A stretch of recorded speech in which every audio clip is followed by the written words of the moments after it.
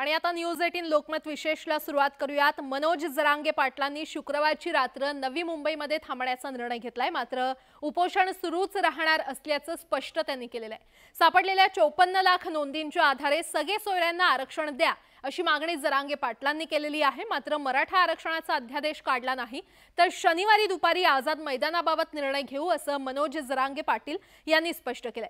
आणि त्यामुळे आता सरकार काय निर्णय घेणार याकडे राज्याचं लक्ष लागलेलं आहे। पाहूयात।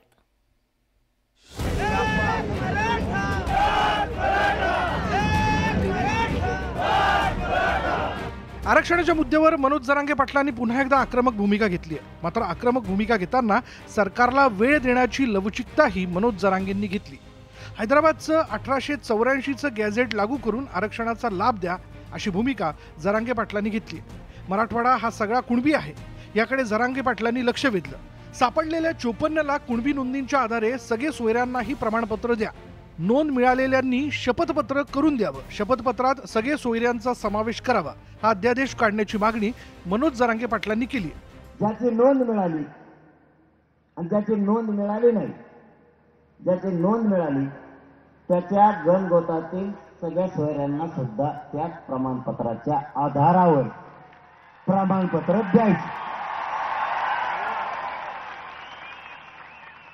आणि त्याचा अध्यादेश आम्हाला पाहिजे। आरक्षणाच्या मागणीसाठी इथपर्यंत आलो आहोत। आता आरक्षण मिळाल्याशिवाय माघार घेणार नाही असं मनोज जरांगे पाटलांनी स्पष्ट केलं। आपल्याला आपल्या जातीच्या पदरात विजय आणि गुलाल टाकायचा आहे म्हणून आलो आहोत असं वक्तव्य जरांगे पाटलांनी करताच टाळ्यांचा प्रचंड कडकडाट झाला।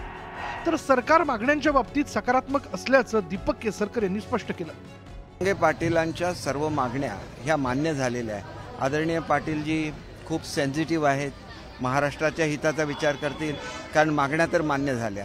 मागण्या मान्य झाल्यानंतर त्याची अंमलबजावणी हे शासकीय जे विहित नियम असतात त्याप्रमाणे होत असते। मनोज जरांगे पाटलांनी केलेल्या मागणीवर ओबीसी नेत्यांनी काय प्रतिक्रिया दिली ते आता पाहूयात। सगळ्या सोयऱ्यांना म्हणजेच पत्नीकडील नातेवाईकांना तशा प्रकारचे प्रमाणपत्र राज्य सरकारला देण्याचा अधिकार नाही आणि राज्य सरकार तो निर्णय घेऊ शकत नाही। मनोज जरांगे पाटील आरक्षणाच्या मागणीसाठी मुंबईच्या वेशीवरती आलेत। आता राज्य सरकार काय निर्णय घेणार यावर पुढील घडामोडी घडणार असल्याचं स्पष्ट झालंय। Bureau report, news 18 Lokmat.